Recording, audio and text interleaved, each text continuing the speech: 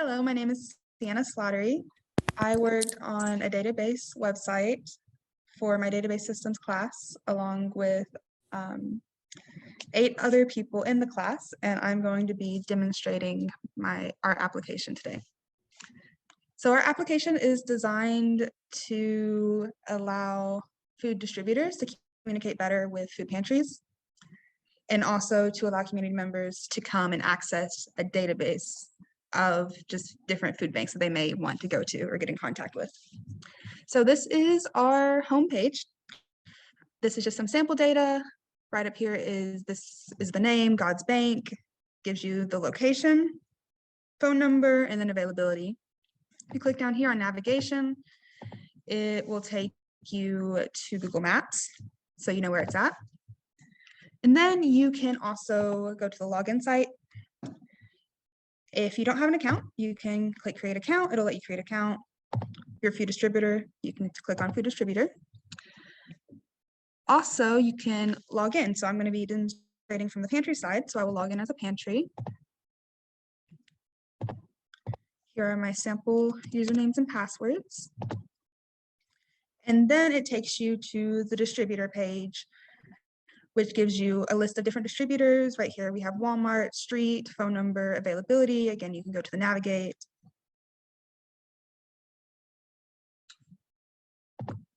And then when we go to view offers, normally it'll display a list of different offers that distributors have sent out. And then pantries have the ability to accept those offers. There's also a rate offers, which is a place that pantries go to rate anything that has been delivered to them. And so they'll click here, it'll bring a little slide bar, and they can give the rating that they think that the delivery deserve, and they'll give a little reason, and they'll click Save Changes.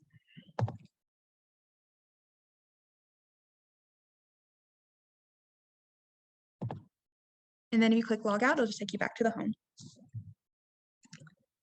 And that concludes my application demonstration. This is one of the 2 walkthrough videos that details the user flow within Mary Food Bank Network application. In this video, we'll show a scenario when a food distributor like Walmart or Kroger wants to offer food or any other items to a food pantry. So, assuming we are a distributor, we'll first go to the login site of the application. Assuming this is our first time here, we select Create Account, and we choose the account type. We'll fill all this information, sign up, and assuming that we already created an account, we select that we are a distributor, we enter our email, we say the password, we sign in, and then we have an array of these options on the top, and we select Make Offer.